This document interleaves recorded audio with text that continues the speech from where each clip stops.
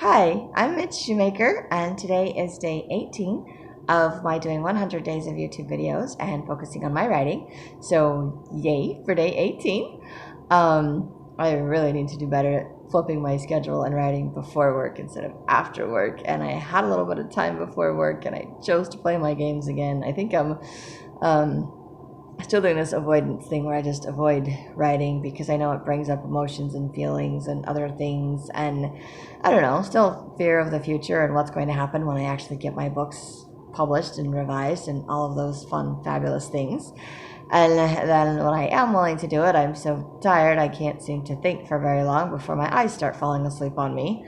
Um, so I really need to get this whole schedule thing worked out. Hopefully, I will figure that out maybe next week because clearly not happening today or this week. I do still have my alarm set on my phone. I did get up to my alarm, then I went back to sleep.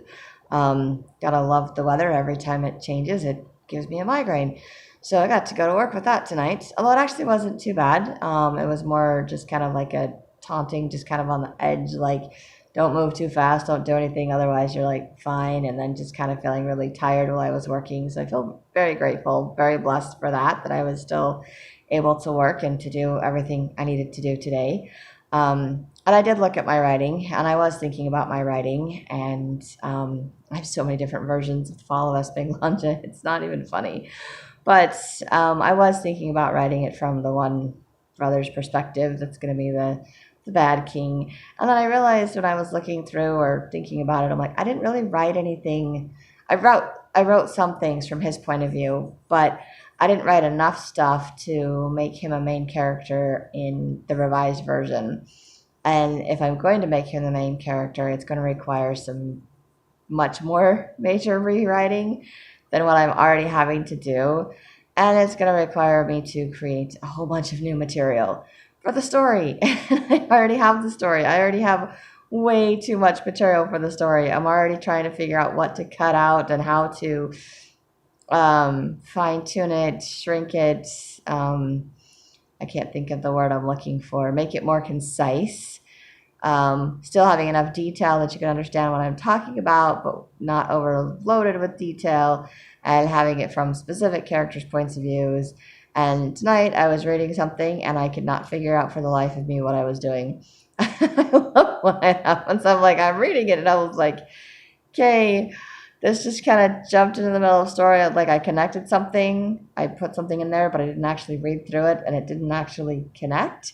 So I was like, okay, there's one conversation going and all of a sudden there's another conversation that has nothing to do with the previous conversation. And I had to go back through and read it like 3 times probably because I'm tired, but also because I don't process things very quickly. And sometimes if I go back and read things, I can think, oh yeah, I get it. I just wasn't, catching it the first time around because my brain doesn't always process it right. No, I totally messed that up. I was like, okay, I don't know what I was thinking. So I had to make up something, which is not hard to do, but I had to do something to make it connect tonight. And of course, since I decided I wasn't going to go to my new version, I went back to my old version I went back to like chapter 5 or 6 and didn't realize that I was already at chapter 11 or 12. I forgot how far into the book I'd done revisions, and I was like, holy crap, I was already like halfway through when I decided to try to add a different character, change it to a different character's point of view. I was like, what was I thinking? I'm halfway through finishing this book.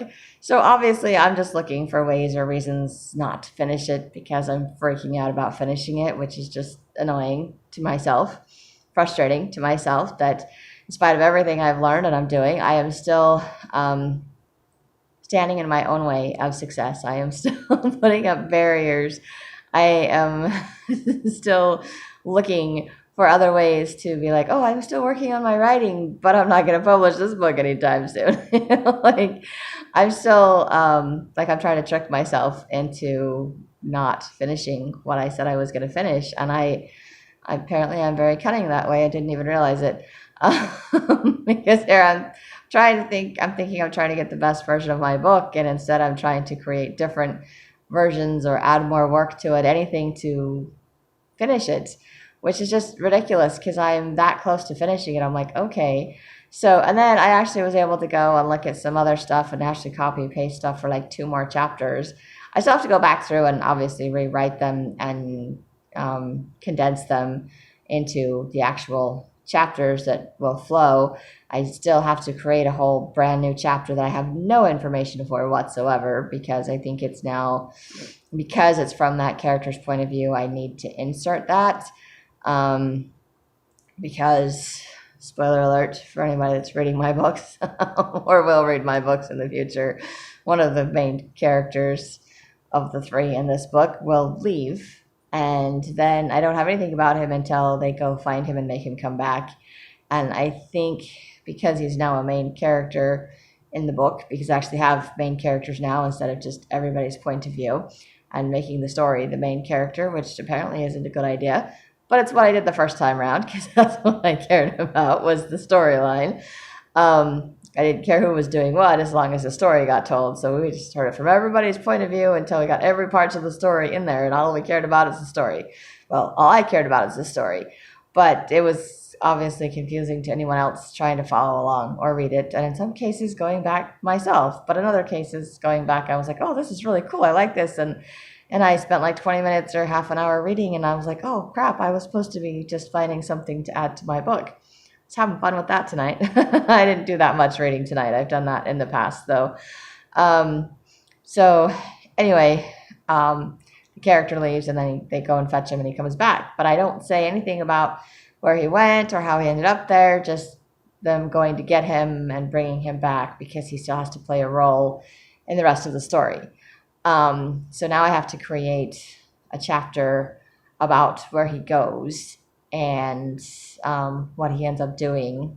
Just kind of, I guess it's like a filler. It's fluff for my story. Maybe not fluff to you as the reader as you read it, because maybe you're going to be curious as to where he goes, what happens to him. And there really isn't dialogue to explain what he was doing for the entire time he was gone. So I want there to be like, he's gone, this is how long it took him to be there, or where he went, what he's going to do. So like kind of a chapter to say that stuff, and then go back to kind of explain what's going on with everyone else that he's abandoned and why they decide they have to go and get him and bring him back to finish the story. So I just need to do, but I think I'm just going to do like one chapter, like to fill that in, the gaps of what's going to happen. And I remember telling my mentor about that, and she was like, you could write a whole book about that. And I was like, I'm not writing a whole nother book about it. I just want to write that one little, oh my gosh, I could literally take probably every single one of my characters and write an entire book about them from their point of view about what's going on. And then people could just piece it all together from like the 20 books that I write. I don't want to do that. I don't want to do that to myself. I don't want to do that to you guys as the reader, to be like, okay, I heard this story, I heard this, because you're going to read it and be like, oh, I know what happens, because you know what happens with the other characters. You know what happens with, so then it's just somebody else's point of view, and you don't get the whole story. You're missing the pieces because you're not seeing it from that character's point of view. And then you see it from that character's point of view, and it's like, oh, look, you filled in like 1/20th of the story. But I already know the story from start to finish, what's going to happen, what choices they make based on what happens with everything else. You just don't know the emotions of the individuals or whatever. Anyway, not doing 20 different, not writing the same story from 20 different characters' points of views, 20 individual books about the same story from 20 different people's points of views. Not going to do it. I did write one book that was all of their different points of views, but it told the whole story in one book, and it wasn't each person's individual story. It was just the whole story of what happens to the kingdom and to the land, because that's who my main character was the kingdom. It was the land. It was what was going on. So it was more, maybe should have been more of a narrative story. I don't know. Really don't know. So I'm having more difficult time trying to figure out how to tell the story of the kingdom and of the land from individual people's points of views, and picking which people. And I picked the people, and I need to stick with the people that I picked. I can change it to the other people, but one, it's going to be more work. It's going to be more writing. And it's basically, if I do that, I'm going to end up writing a story for every single character, because I'm going to just keep finding excuses not to finish my book, and I need to stop finding excuses not to finish it and remember my reasons to finish it. Because one, I want to just, I want to feel the accomplishment of actually finishing it, of following through on the commitment that I made to finish the book, to prove to myself that I can do it, which is always a cool thing. Like I did it with my gratitude videos, so I could do it with my writing. So I want to be able to prove to myself that I can do it and that it's good enough to be, published. So I want to be able to do that. It's also a learning experience for me, learning how to rewrite, how to condense things, how to do it from particular characters' points of view. So it's a bit of a struggle to figure out how to do that. And I mean, I can take suggestions from my mentor, from my friends, from other people, but ultimately it's still my story. It's still my voice writing the story. So I still have to figure out how to do that and how to make it flow, how to feel good about myself, good about the fact that I'm finishing it, will finish it, will follow through with it. I'm saying all these, I will do these things because I'm still trying to convince myself that I'm going to do it. And then, of course, to meet the goal of actually being a published author, of putting it out in the public and saying, hey, this is, my fantasy. This is my creation. And then I just have to let it go and see if people will read it and see what they think, and try to remember that probably only a handful of people are going to read it or buy it in the beginning, and then it will slowly spread as I learn how to market it better. And so then I will have to learn to market it, and then more people will read it, and then they will share it with other people, and then other people will read it, assuming it's good enough that other people want to read. Because if I don't find a way to get my three characters to mesh, to tell my story, to make it make sense to you as the reader, then nobody's going to want to read my book, which was my problem when I wrote it the first time, is nobody wanted to read it, or they couldn't get through the first chapter or two chapters because it was just too convoluted. I didn't know what I was doing, but I just wrote it so I could say I wrote a book, and it was great, and it felt great because I was like, yes, I wrote a book. But it would be even better if I could say, now I've published a book that I wrote. I have written and published. I have not gotten to that part. I have not gotten to the published part. I keep distracting myself, avoiding it, not doing it. I did the same thing with Lanoya and the Teachers of Powers tonight. I started it. I looked at it for a little bit. I kind of glanced at what my friend wrote, and then my eyes were just doing this like, I'm going to fall asleep thing. And I was like, okay, I spent too much time on the other book. I don't really have a lot of time for this one. So I'm counting it as revisions because I did type up some things. I did try to make something make a little bit more sense, but then I was just like, I don't have anything else to say to this part.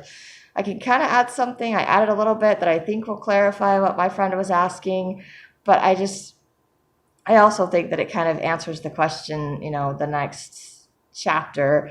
And I do vaguely remember her saying that she asked a question about something, and then she got to the next part and I answered it later. So she was like, okay, but she didn't go back and delete it. She was like, oh, now that makes sense. So I don't know. I don't know if that's the part she was talking about or something else, but I'm reading it and I'm drawing a blank. I'm like, I don't know what else to add. I don't know what else to change because this makes sense to me. But I'm like, okay, because other people had the same question about the ropes and stuff. And so I think I answered those questions. I think I kind of put in a couple sentences tonight to answer a little bit more clarification of something. But I still I just can't think of a lot else to add to it to make it more clear than it already is. Because to me, it's just perfectly clear.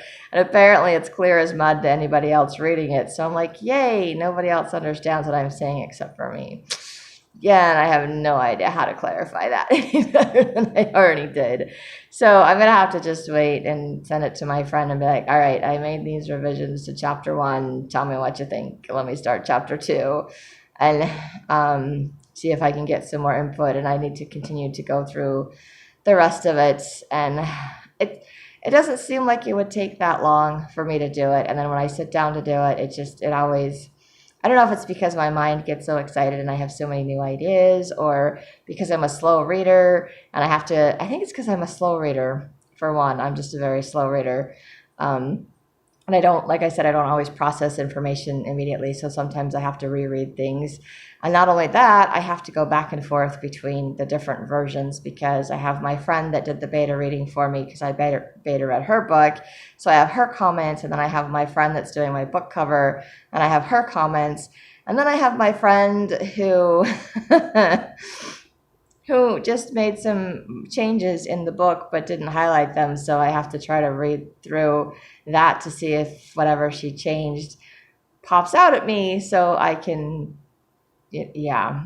Anyway, I'm just like, that wasn't, I'm like, yay, she made some comments. She answered my questions in the email, which is helpful. But then whatever things she decided to change in the book itself that she sent back to me, she didn't highlight it. So I have no idea what she changed. So I basically have to reread that. So basically I'm reading the first chapter, 3 different versions of my friends' responses, and the one version that I'm working off of to, well, my original version basically that I'm making the revisions in, so that I'm only revising one, because I don't want to revise everything off of one friends and then the other friends and the other friends. I don't want to go back through 3 times. But if I can read each chapter, like chapter 1, all 3 chapters, and then make revisions to the one chapter, then chapter 1 has been revised. And then I can go back through and read chapter 1 and be like, okay, chapter 1 now makes a little bit more sense to me, I think. And I think it resolved any questions or issues that my 3 friends had. So I think I'm done with chapter 1. I hope I'm done with chapter 1. But it's much more time consuming than I anticipated, because it's like I glance at something and it's only like 1 or 2 comments in the chapter, and I'm like, okay, that's easy. But then I have to find it in my version, and then I have to add several sentences, or maybe 1 sentence, or maybe, the minor typing spelling errors, those are easy, but the other things not so much. So it's just, everything always takes longer than I think that it will, and I'm trying not to get frustrated at how long it's taking me to do things. And I'm trying not to get frustrated at myself because I keep putting up barriers, I keep putting up blocks, I keep avoiding doing what I know that I need to do. And I don't know, I'm sure it's like old emotion, some of that stuff that's coming up. When I was talking to my counselor, I don't know if I mentioned this in the video yesterday, but when I talked to her yesterday, she was saying, that it takes, I think I mentioned this, the 21 days to make a habit. But then for all of her trauma patients or people with trauma, it's like you can have that habit and then something comes up and boom, it's gone. all that hard work, and then it just seems to disappear in like 1 day or 2 days because the trauma takes over, the emotion takes over, and trying to fight that intense emotion. And sometimes I don't even realize it's intense emotion or old emotion. Sometimes I feel like I'm just not motivated, or I just don't have any energy and I don't want to do anything. It doesn't register in my brain that maybe there's some old emotion, maybe there's something that I'm processing, maybe there's something that's triggering me, that's keeping me from wanting to do things. Like when I first moved into this place, there were no curtains up, and I hid in my room, and I just didn't like coming out of my room, and I could not figure out why. Like, I could not get myself to go out of my room. I was always in my room. And then my friend came over, she's like, you have to put curtains up. I may have mentioned this in my gratitude videos, but it's kind of the same thing where it's like I didn't realize until we put the curtains up and the blinds up, or just blankets up until I could get the blinds up, that it was like, nobody can like look in. I'm not living in a fishbowl anymore, and I can walk around my house now. I feel comfortable. It's so random. But I needed someone else's perspective to see what I was going through. And my counselor also mentioned something about writing, and she's like, writing is usually a good thing because it brings up stuff for you to process. But she said, if you're not ready to process it, it can maybe be a bad idea to do all that writing. And I was like, yay, because I don't know how ready I am to process all the stuff that I'm going to bring up. And maybe that's why I've avoided my writing, my stories, and why I know it's why I created the Fall of Espanglanda and even Lanoya and the Teachers of Powers, because I created the Fall of Espanglanda to explain the Wise One series, because I didn't want to have to deal with the emotions in the Wise One series. I actually, when I was writing the Wise One, I haven't finished that one, but I did write a few chapters in there, and I was actually crying. I was telling my mentor I was crying while I was writing. She's like, oh, good, because you need to feel the emotion to write the emotion. I was like, oh, yay, I hate crying. I'm never finishing that book. I will finish that book, but it makes me not want to finish that book. And that was my issue like 10, 15 years ago when I wrote The Fall of Espinglandia, is I created an entire backstory to explain the conflict and everything that goes on in the Wise One with the kingdoms and everything in my land. I created a whole history to avoid writing about that one. So I wrote that whole story to explain the future books, the future series. So it's basically kind of like a prequel series that I'm writing because I was more comfortable writing that. And then, of course, I tried rewriting it and people didn't seem to understand because I have too many characters in the book. So then I created Lanoya and the Teachers of Powers to introduce one at a time all of the characters that come into play in The Fall of Espinglandia. So the point of Lanoya and the Teachers of Powers is to explain the fall of Espinglandia, and the point of that is to explain the backstory, the history of the kingdom and the powers and the land that I've created that the Wise One in the future lives in. And then there's that whole other story that I don't want to write. Like, I want to write it, but I don't want to deal with all of the emotions that come up. So I think that may be another reason why I hesitate to finish the books that I'm doing, because when they're finished, it eliminates my excuses for writing the Wise One series. And so everything that I'm doing is good things, but they're eliminating my excuses. And I am full of excuses. I like making excuses not to write in my journal because I'm too tired, or I'll do it in the morning and then I just get too busy and whatever, yada, yada, and then I just don't do it. Or I don't feel good, or I don't know. I just don't want to, so I'm just not going to, or I'm just having a really bad day, or whatever it is. I'm full of excuses. I've always been full of excuses, and now I'm choosing to do all of these things that are now, as my friend put it, non-negotiables. And of course, she's not the one that decided what I was going to do. I picked the stuff that I told her I need to do to feel good about myself, to stay motivated, to stay on track. And then she came up with the terminology, non-negotiables. And I like that terminology because it helps me remember that I'm like, I can't make excuses not to do these things. They're non-negotiable. I can't negate my way out of doing it. Excuses are not allowed. Excuses are not valid. It does not matter how sick I am. It doesn't matter how anxious I am. It doesn't matter. I still need to follow through with what I committed to do for myself. And of course, anybody that's watching these videos, you get to watch me go through all of this and sort out all of my crazy in the process.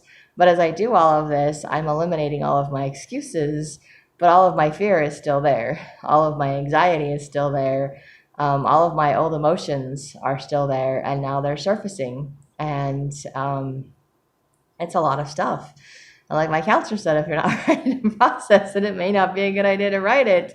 And I'm like, well, I'm committed, so I'm going to write it. And I'm just going to trust that God is going to help me to process it, to feel it, to deal with it, to find that as I write it out in my stories, as I talk about it in my videos, as I journal about it, that I will find ways to release it. I will find ways to see how it was a benefit in my life at one point, or that I no longer need it because, like my excuses, it's just standing in the way of my progressing and of my living my life. And just a reminder of something I learned years ago at some job that I was at. They made us do some random training, and they did FEAR as an acronym. And I've heard different acronyms since then, but the one that stands out to me is FEAR, is false evidence appearing real, because it's FEAR, false evidence appearing real. So I think I freak out about stuff that's not real. And it's based off of past experiences and things that have happened to me, but it doesn't mean that it's going to be repeated in my life. But oftentimes I'm afraid to try something new or do something that seems remotely similar to what's happened to me in the past, because I feel like I already know the outcome and it's not good. I'm like, it's not good.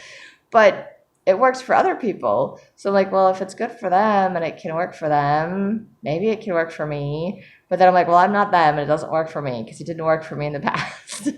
So I'm having a hard time letting go of the past and not letting what's happened in the past control what I'm doing today or what may happen in the future, because that is stopping me from moving forward, from letting go, from feeling my emotions. Also, not really knowing what my emotions are doesn't help, and having not learned how to process emotions growing up doesn't really help. So, emotions come up a lot in my videos. I apologize, but maybe it's beneficial for some of you watching these because maybe you didn't learn how to deal with emotions either. So you can watch me get all messy and weird and crazy doing this, and maybe you can learn a better way. And if you do, you can message me. You can tell me. you can hit like, subscribe, send me a message, and say, hey, this is what worked for me. I may try it. I don't know. I know different things work for different people, and different things even work for me at different times in my life, depending on what I need. But I know God always gives me what I need, and He gives me the realizations, the revelations that I need to help me to move forward. And so that's a good thing. I'm grateful for my friend that I talked to today because she's pointing out all the progress and the changes that I'm making, and I was just really grateful for that because I feel like since I've been doing my writing, I think I've just been mired in a lot of emotions. I feel like I'm kind of like in a fog, and I feel like I'm losing that joy that I was feeling by doing my gratitudes. And I'm like, where did that go? And it's still there, and I still find things to be grateful for, which I am grateful for.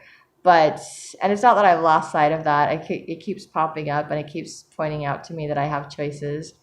But I think when you're in the middle of going through something, um, whether it's past or present or whatever it is, sometimes that emotion and the situation seem to create a fog, and it's hard to see around it, to see past it, to see through it. And it's like, I know there's a way out. I know there's hope.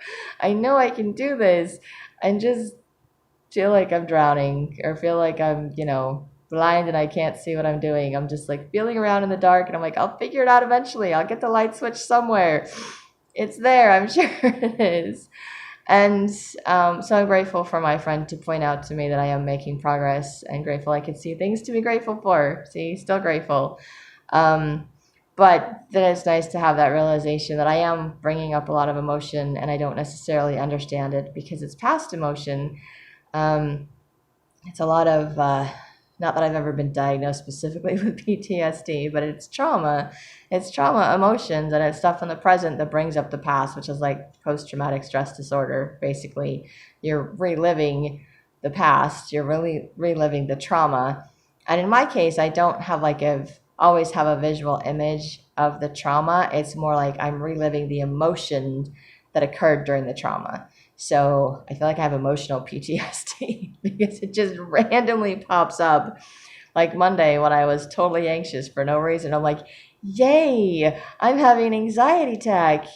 I don't have anything to associate this with because nothing in my life at the moment warrants an anxiety attack. But plenty of things in my past have warranted anxiety attacks and panic attacks and freaking out things because there were traumatic experiences in my past. So I think I feel like I have emotional PTSD, and it just randomly pops up. And I think maybe part of me is just, I've trained myself, I've trained my brain to avoid those emotions, to stuff them, to bury them, to pretend they don't exist.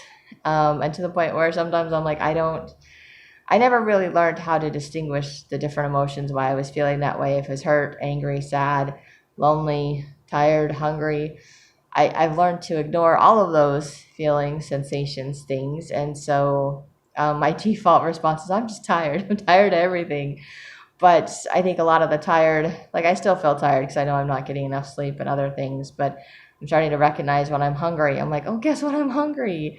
Or that I'm upset about something, anxious about something. I'm starting to be able to define some of these emotions, but a lot of them I feel very apathetic sometimes. I just feel very tired. I just feel blah. I just don't want to, no motivation to do things. But I have my little motivational board up there that's just reminding me of all the reasons and the goals that I have, why I want to do this. And I have the memory recently of doing the 100 days of gratitude. So I have that confidence in me that knows I can do this and that there's something better on the other side. If I can get through the next 82 days, it will be better. I just have to get that far. And I know I'm headed in the right direction. I know there's a light at the end of the tunnel and it's not a train. I just say that because my biological mom used to say that when things were going bad. She was like, there's always something else, whatever you're going through prepares you for something worse. And she's like, there's a light at the end of the tunnel and you think it's a way out and it's just a train. It's just come to run you over and start over again, which is, very negative way to look at life. And to me, I think, there's a light at the end of the tunnel and I'm reaching the end of the tunnel and I can see the light and I can see the big wide open field. And I'm like, but I've been in the dark for so long. I'm kind of used to the dark, and the light it's bright. When you walk into a room or you're like asleep in the dark and somebody turns a light on, also like, oh, and your eyes just take a while to adjust. I think I'm kind of in that like, space where I'm like, I can see that there's light out there. I know there's something better, but I'm just kind of like, turn the light off, turn the light off. I want to go back to sleep. I was happy in my dark little space. And I know it's better in the light. I know it's healthier out in the light. It's just going to take me some time to adjust to the light, adjust to coming out. And, there's a lot of things I have to let go of, which is not easy for me. There's a lot of things I have to work through, push through. Maybe I can see the light, but there's a whole bunch of like trees and branches or brushes or whatever. Maybe it's just a big old wall and I just knocked a hole in it a little bit. I'm like, look, I can see through the wall. Now I got to just knock down the rest of it, which I think I'm doing every day that I write, every day that I journal, every day that I read my scriptures and meditationals, every day that I do my non-negotiables. But I think the reason why I'm having a hard time doing my schedule and flipping it around to where I write before I go to work is because I'm still avoiding. I'm still hiding behind my wall that I have built up in my dark little tunnel or my cave. And it's like, okay, the light is getting in. I can peek out there, but it's really bright and it's kind of scary. So I'm just going to stay in my little dark place. I'm like, okay, there's a little beam of light. We're good. I got some light in here. We're okay. But I want a little bit more and a little bit more. And it's just going to take some time to knock down all of those excuses, all of those barriers that I have built up, to let go of all of the trauma, the hurt, the pain, the confusion, the whatever that's swelling around in my brain, to stop standing in my own way, to know that what God has to offer on the other side of that wall is so much better than what I have in my little cave, in my little tunnel. But I feel safe in my little tunnel. So I avoid making those changes. I avoid letting go. And I know it's going to take me some time to do that. So I'm trying to be more gentle and compassionate with myself. I think I was doing some writing this morning, praying to see myself the way that God sees me. And after talking to my friend this morning and realizing that I am very loving and compassionate and understanding of other people and their circumstances, and I try not to be judgmental of other people. And if I am, I try to apologize. I try to see things from their point of view. I try to understand what's going on with them. And then I realized as I was doing that I don't use those gifts on myself. I don't remember to be compassionate with myself. I don't remember to figure out what's going on with myself, to be understanding of myself and my situation. So I have the ability because I do it with other people, but I need to do it more with myself. And I think as I do that, I won't be so frustrated with myself when I don't get my schedule right, or when I don't write as much or work as much as I want to. But as long as I'm doing it one day at a time, it's still going to get done. It's just going to take longer than I wanted it to, and I may only get one book published in the next 82 days. I may not get any books published in the next 82 days, but I may finish writing The Fall of Esplandian by then. I may finish revising Lanoia by then. I may revise my other book that I don't even want to look at right now. I said to a couple of friends, and one of my friends responded back on that, different friend entirely, one of these days I might give them like nicknames or something or initials or whatever. I don't know. But anyway, she sent me a big, huge, long text the other day about my God's Hand in My Life, recognizing God's Hand in My Life book.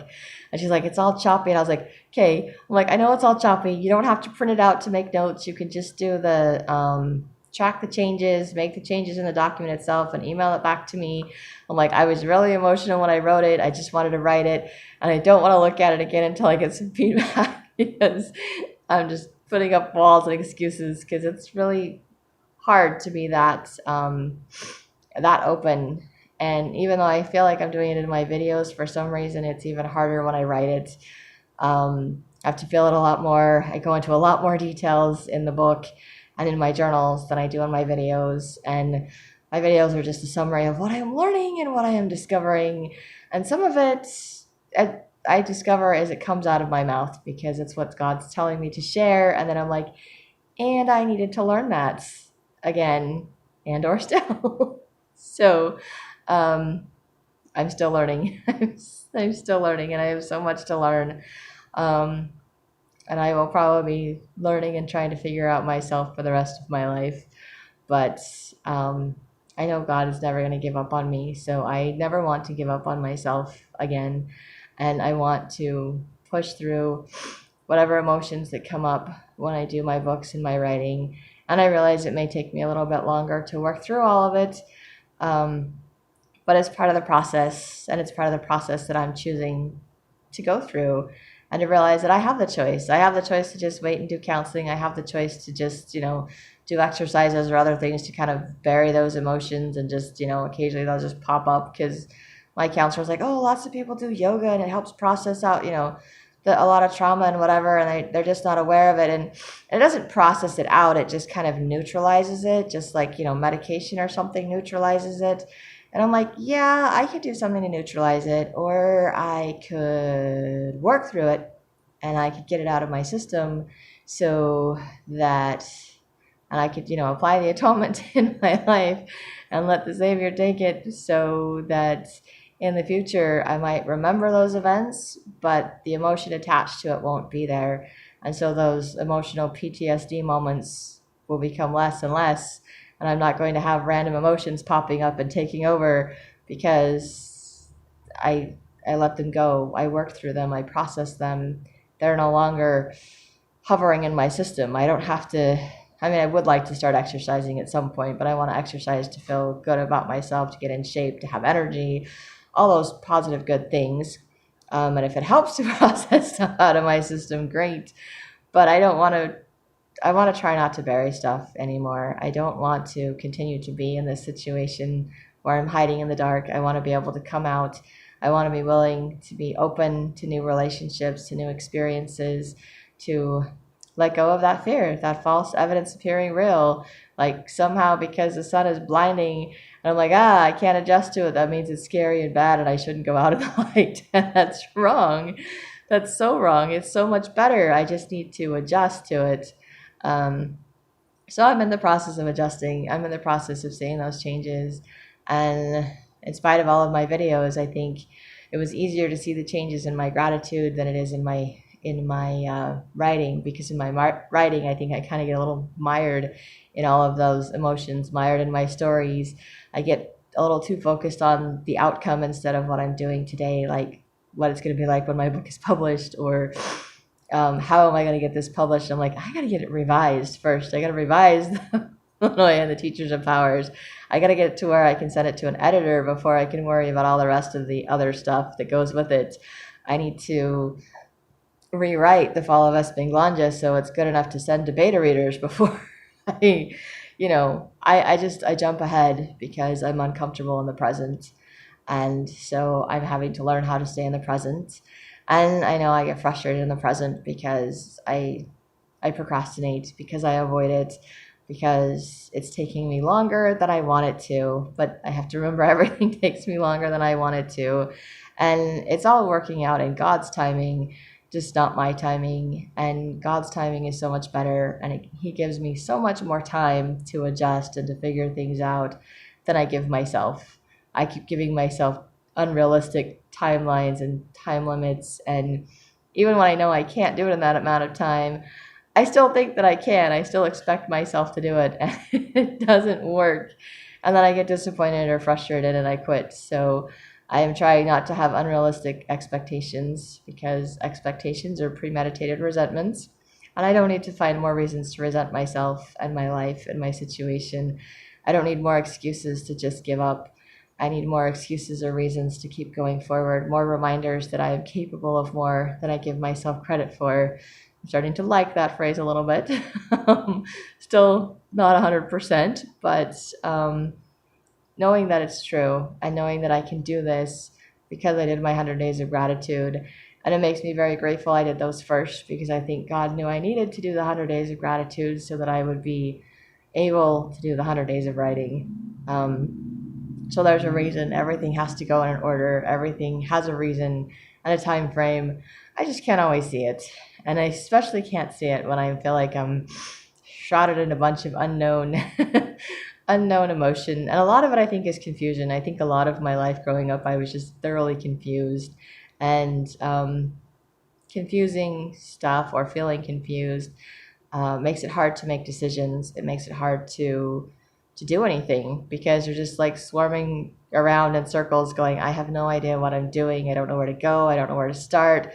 And I do that a lot. I'm very confused a lot. And I remember previous counseling sessions where that would come up. And my counselor's like, fight or flight. And I'm like, I don't know. And she's like, what's it like? And I'm like, I don't know. It's just a bunch of like swirling around and I can't figure out what's going on. And she's like, you're confused. And I was like, oh, is that what that is? Like, I don't understand anything. And she's like, that's confusion. You're confused. And I was like, okay. She's like, we need to work through that. We need to figure out what's underneath the confusion, what's confusing you. And, and a lot of my life growing up, things didn't make sense.